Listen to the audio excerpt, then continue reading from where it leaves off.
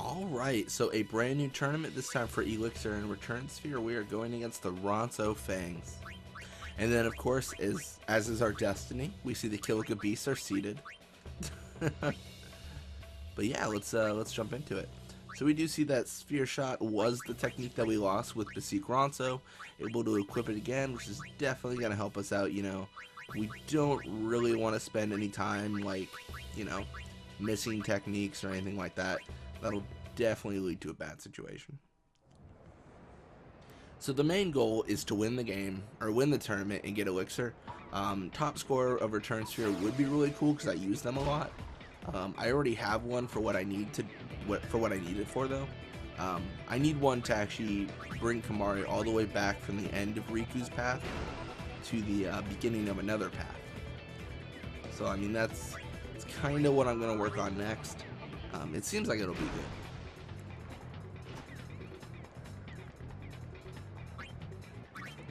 Alright, but for now we're actually going to pass to Urga and Newbie Ronso, really just getting that experience that we, you know and love.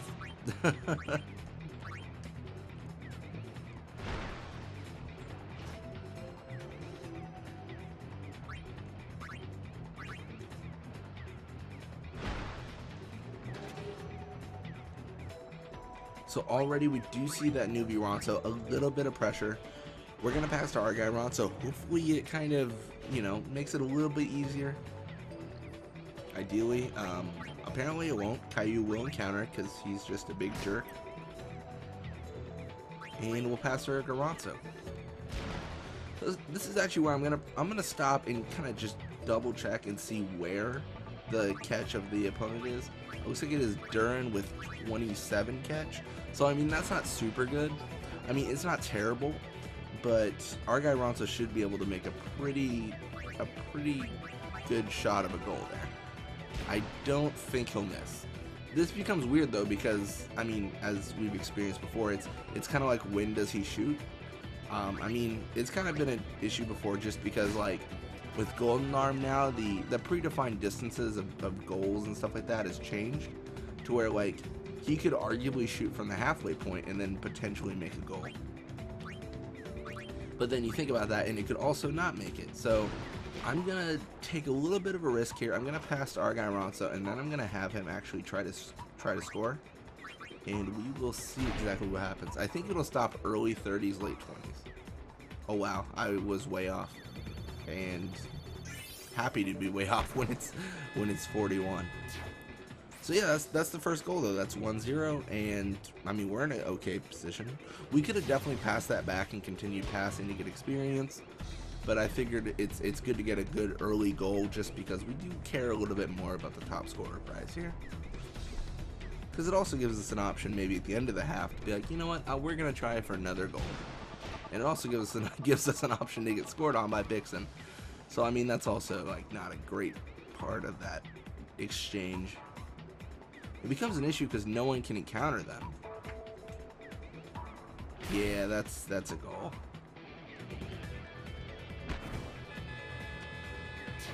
That is a damn shame. Okay, so we're gonna probably switch gears and just try to get our guy Ronso a goal because, yeah.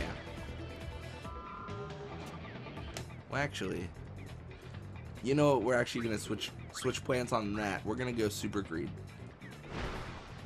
Because what I'm thinking is, even if Bixen gets a goal here, it doesn't matter because this is the first round of the tournament. So if we knock them out of the tournament, then he can't be top scorer with one goal. Unless he gets unsigned and then re-signed to another team magically. And then he becomes like super awesome with top scorer or something or whatever could happen.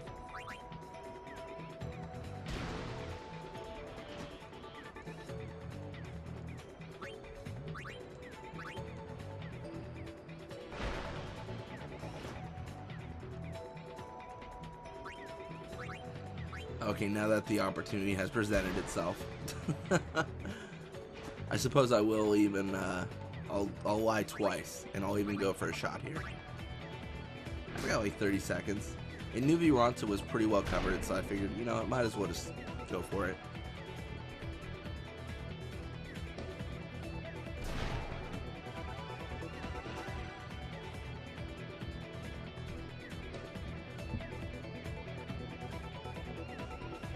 I'm just really happy that Belgrade didn't stop on the 5 minute and then just like sit there, because that's definitely happened before.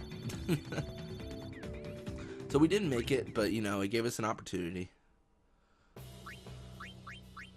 And now we're you know, jumping in the second round of this fun journey we set ourselves on.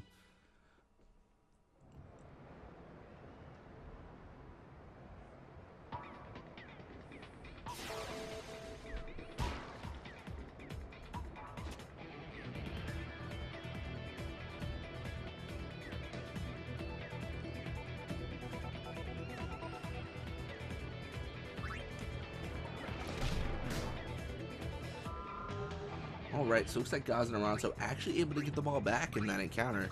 Is going to then be able to push it back to Ronso, and the whole idea is we're just going to try to maintain control. We don't want to lose the ball. We don't want to get scored on. We just, you know, complete control of the game, and then we'll try to score in the very end, just so we can not have to deal with a retaliation by the opposing team. It definitely helps when you score on like the 4-minute and like 50-second mark. And you're just like, all right, well that's game, because you can't really do anything to come back from that. And I'm gonna pass a newbie Ronso. He will get encountered here, but there's not really a good receiver right now, so it's the best option we've got.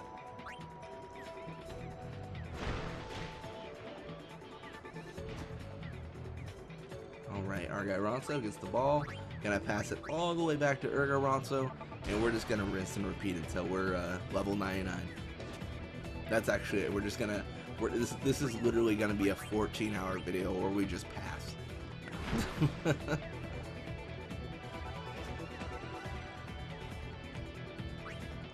Actually passed it to Seek Ronso. It's a little bit riskier because he's not like a superstar player yet, so he's like okay with having the ball, but also like could definitely lose the ball.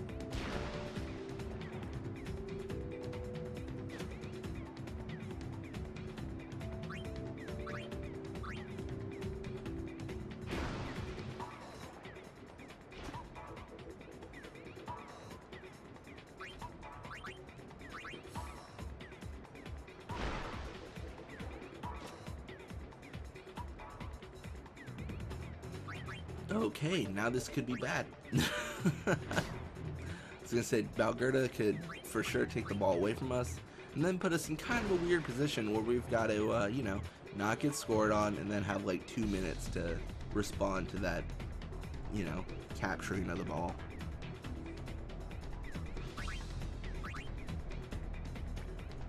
So we're gonna take the tackle from Zazzy, of course, and we're gonna kind of just push up the side.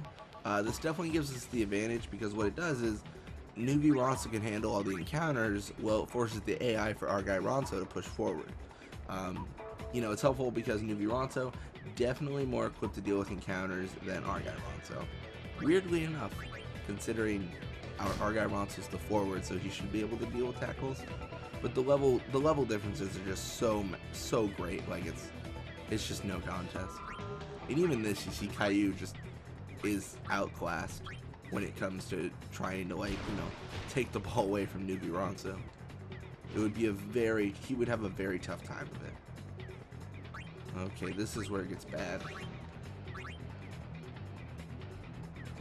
We just hope for pretty much hope for a tackle slip.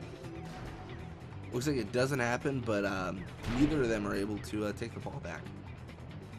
I'm gonna be honest, I don't even know if our guy Ronso has tackle slip. He should. He should. But I'm not positive.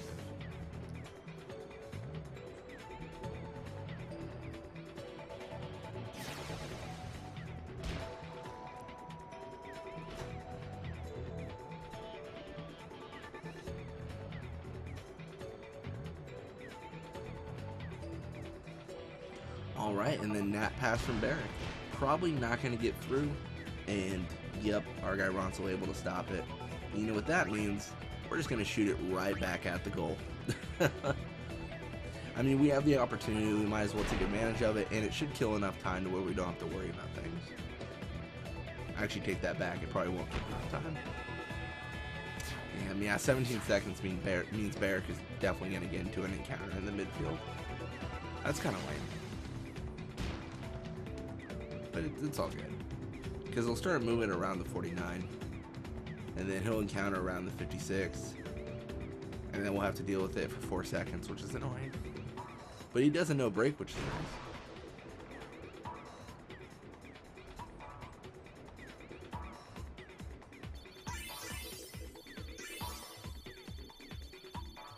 So definitely not a lot of experience gained, but we got some goals, and we got our guy Ronso leveled up.